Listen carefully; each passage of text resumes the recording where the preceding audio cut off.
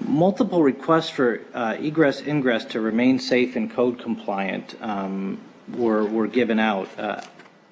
Code compliance actually is defined by 20 feet, and we'll get into that a little bit, touch on that actually a little bit later. Our concerns were first officially voiced to Parks and Sam in October 2005, actually before the start of any construction, actually in the park. Lack of cooperation from Sam. Over our objections, what Sam eventually provided us last year was a single 16-foot pathway, and that's where the problems really sprung from. This pathway had chain link on either side of it, and we took issue with this early, before, as I say, construction actually started. We were told during all the meetings with the city, with the art museum, with the Parks Department, and various agencies that they considered what was going on safe. Could you tell me, was this a departure from the original master plan, design, or site plan for the sculpture park?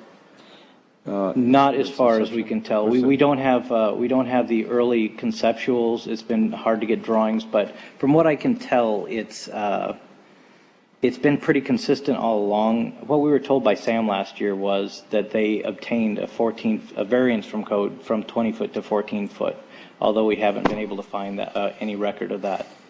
Is this an easement, or is it, this is Parks property? It's the Alaska Way. It's a right-of-way? It's a right-of-way. Has it been vacated as a right-of-way, or? The jurisdiction has been transferred from SDOT to Parks? To Parks. And the right-of-way in its entirety, do you know what the width is? In the entirety, yeah. I would say it's better than 55 foot. I don't have that. Oh, so and that would include portions of the shoreline and so forth, probably, but. It basically goes from the Burlington Northern tracks over to right before you get to the actual rock. Yeah. So I'm trying to establish what I mean, you've indicated what it was originally in terms of actual usable surface access, and what it's been shrunk down to 16 feet? It's actually been shrunk down to 11 foot. The narrowest that it comes in is actually 11 feet. And you have 2 foot of a French drain, but French drains are non-compactable gravel with a pipe in it, so you can't actually drive a heavy vehicle on it. Yeah, I was going to ask then as a follow-up, is this the appropriate time to be asking? What a serviceable minimum right-of-way is needed for access for trucks, for emergency equipment, given that there's, you know, as much as 35,000 people here. You know, what is considered to be a minimum? We'll actually get into that in just, actually, if you want to go forward to the next slide. Is there anybody from Parks here? Well, we'll have to follow up with Parks, because it seems to me that there's a role that has been performed here by Parks that we need to hear from them as well. Absolutely. Yeah. And I will get into that in a little bit greater depth in a minute. Gridlock. At around 5 o'clock on Saturday, August 19th, during the Hempfest event, the single 16-foot pathway was overwhelmed by mere crowd densities. It overwhelmed the meager egress provided.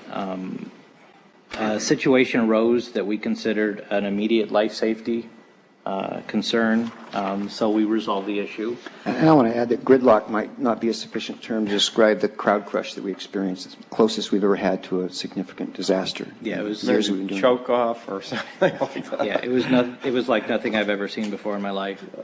Let me interrupt a moment. Sure. Also, we had a communication from Sam that there was some damage done. Was that damage related to this, or was that a separate issue? We'll be getting into that. Okay, absolutely.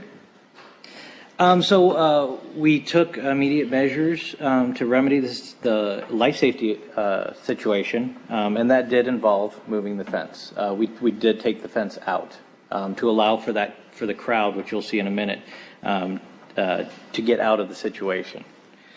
There were no major injuries. We did call an emergency meeting immediately after with police, fire, parks, the port. We rectified the situation to everyone's satisfaction, and we had the event on Sunday with the fence moved to a different location, which is where the damage from Sam comes from. When you say baggage checks, can you explain what that is? There's a security checkpoints there's one at both the north and the south entrance to the event where there's lines with paid professional security people doing a bag check, a non-invasive pat down, and looking in, inspecting coolers and stuff like that. That's right, just a basic standard security check. And the problem with those is it slowed the crowd down. Go ahead. Obviously, getting back to intent, in the documents that we've managed to obtain, looking at the original ordinance, the ordinance as it is now, along with several communications, it seems consistent that the intent of the city was to make Myrtle Edwards Park accessible for special events.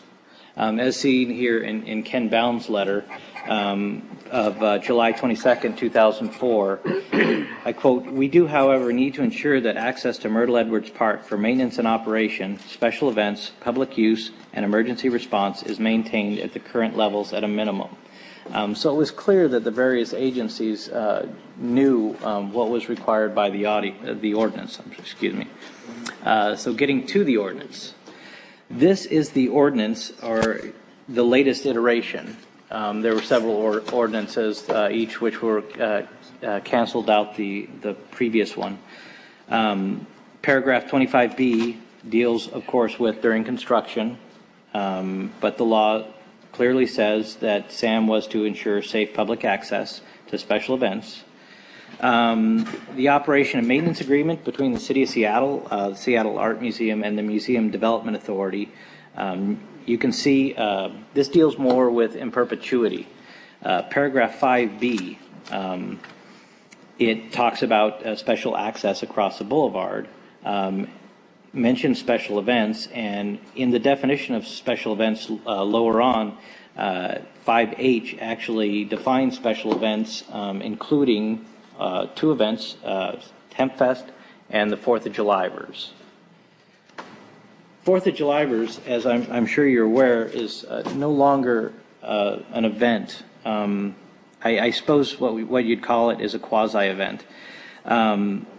You can see, encourage you to read this, but basically Bob Donegan, president of Ivers, referred to the construction as the straw that broke the camel's back to that event. The 4th of July has been an annual tradition in the park since the 50s. The odd part about it is the fireworks continue. Because the pull out of Ivers, the city now basically sponsors, produces, and takes the liability for the event that still happens in the park. The city doesn't pay for the fireworks, does Ivers? No, they do not pay for the Ivers fireworks. pays for the fireworks, and the city takes all the responsibility for crowd control and management of the space. Yes, and liability. The next one. This is actually the picture of the crowd. 15 minutes or so before, it was hard to. We were all busy during this time, as you may imagine. It's about 4:45 p.m.